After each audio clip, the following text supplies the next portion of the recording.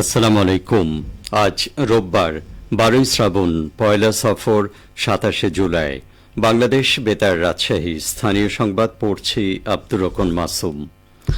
রাজশাহীতে সমাজসেবা অধিদপ্তরের আয়োজনে জুলাই পুনর্জাগরণে সমাজ গঠনে শপথ গ্রহণ অনুষ্ঠিত হয়েছে।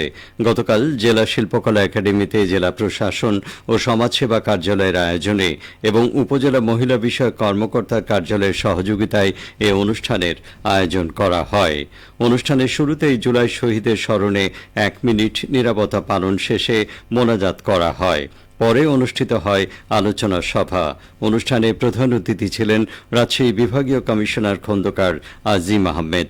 অনুষ্ঠানে ঢাকা থেকে ভার্চুয়ালি শপথ বাক্য পাঠ করান সমাজ কল্যাণ মন্ত্রণালয়ের উপদেষ্টা শারমিন এস মুর্শিদ। এই অনুষ্ঠানে শতাধিক নারী পুরুষ উপস্থিত ছিলেন।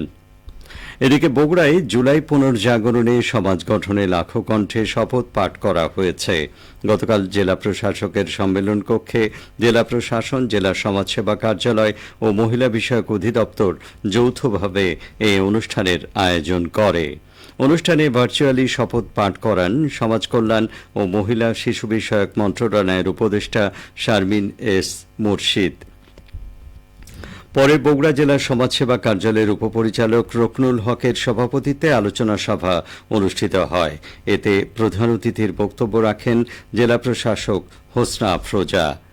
পরে এক সাংস্কৃতিক অনুষ্ঠানের আয়োজন করা হয়। এতে বিভিন্ন স্কুল কলেজের ছাত্রছাত্রীরা অংশগ্রহণ করে। এদিকে নওগাঁর ধামইরহাটে উপজেলা প্রশাসন, সমাজসেবা ও মহিলা বিষয়ক দপ্তরের যৌথ আয়োজনে জুলাই পুনর্জাগরণে সমাজ গঠনে শপথ অনুষ্ঠান অনুষ্ঠিত হয়েছে। গতকাল উপজেলা পরিষদ হলরুমে অনুষ্ঠানে সভাপতিত্ব করেন ভারপ্রাপ্ত উপজেলা নির্বাহী অফিসার মোসাম্মদ জেসমিন আক্তার।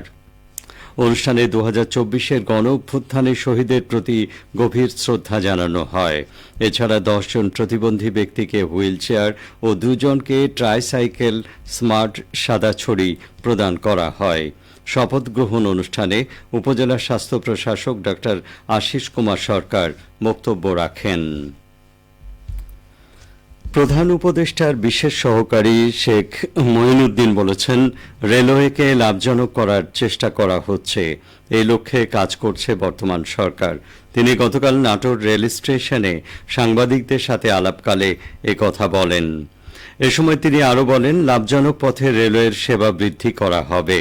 উত্তরবঙ্গ, বরিশাল ইপিজেড সমূহে রেলপথের সংযোগ স্থাপন করা হবে। সরকার আরও বেশি সেবা বৃদ্ধি করতে চায়। এই সেবা শুধু যাত্রী পরিবহনে নয়, পণ্য পরিবহনের জন্যও।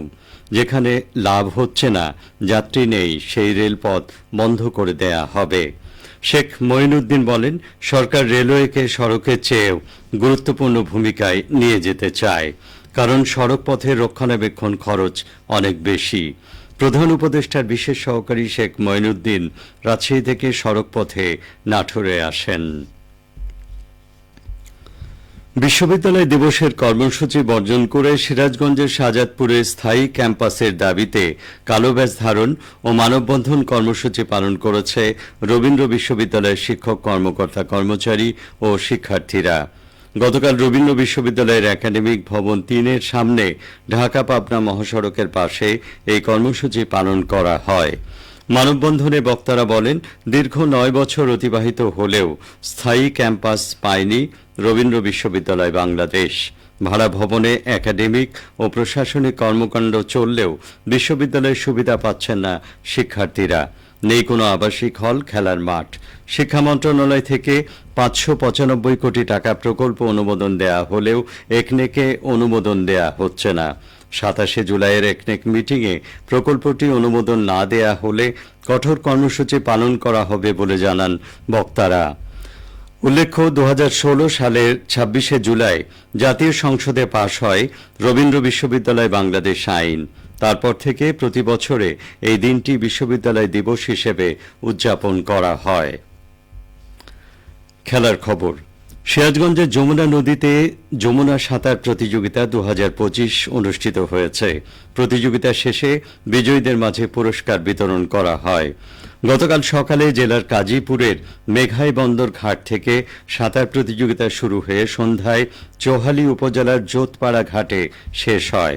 6 জন সাঁতারু মেঘাই বন্দর ঘাট থেকে সাঁতার শুরু করে 13 ঘন্টায় 80 কিলোমিটার অতিক্রম করে চোহালী জোতপাড়া ঘাটে পৌঁছান। প্রতিযোগিতায় অংশগ্রহণ করেছে বেঙ্গল ডলফিনসের সাঁতারুরা। সিরাজগঞ্জ জেলা ক্রীড়া অফিসের আয়োজনে সাঁতার প্রতিযোগিতার উদ্বোধন ও সমাপনী অনুষ্ঠানে প্রধান অতিথি ছিলেন জেলা ক্রীড়া অফিসার নূরে এলাহি। উপস্থিত ছিলেন ক্রীড়া পরিদপ্তর সহকারী পরিচালক SIM ফেরদৌস আলম। সবশেষে আবহাওয়া। আজ সকাল 6টায় রাজশাহীতে তাপমাত্রা ছিল 27 ডিগ্রি সেলসিয়াস। সেই সময় বাতাসে আর্দ্রতার পরিমাণ ছিল 96%। রাজশাহী ও পার্শ্ববর্তী এলাকায় আজ সূর্যোদয় হয়েছে ভোর 5টা 31 মিনিটে, সূর্যাস্ত সন্ধে 6টা 52 মিনিটে। সংবাদ শেষ হলো। আমাদের পরবর্তী স্থানীয় সংবাদ দুপুর 12টা 10 মিনিটে।